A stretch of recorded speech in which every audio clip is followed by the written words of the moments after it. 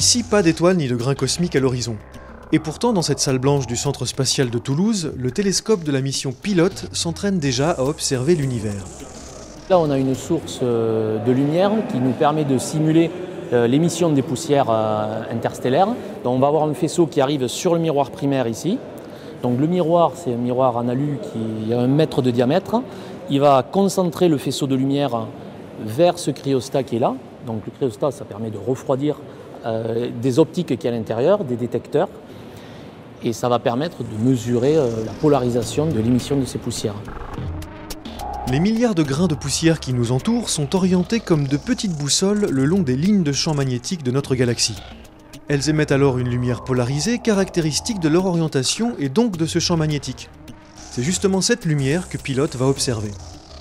Pour l'heure, ingénieurs et scientifiques effectuent les derniers réglages, s'assurent que les 2048 capteurs fonctionnent correctement et que le miroir est bien aligné.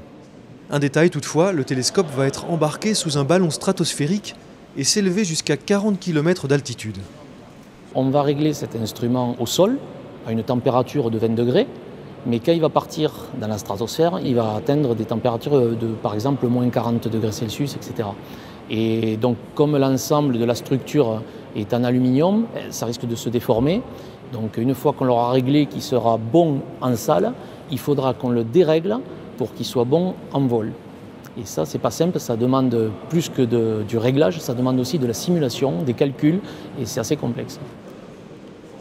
Parallèlement à ces tests en salle blanche, la nacelle du télescope et le ballon sont testés sur le site de lancement canadien de Timmins. Et comme la nacelle plus l'instrument pèsent plus d'1 tonne, il faut prévoir un ballon colossal pour les emporter dans les airs. C'est un gros ballon stratosphérique ouvert qui fait 170 mètres de haut et 140 mètres de diamètre. C'est un très très gros ballon, 800 000 mètres cubes.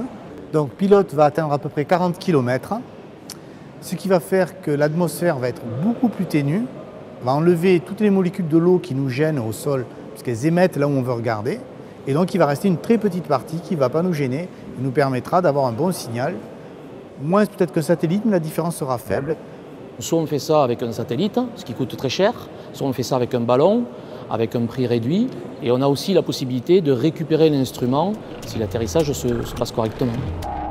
Pour obtenir une cartographie complète de la galaxie, le télescope effectuera en effet 3 vols de 24 heures, le premier étant prévu pour 2015.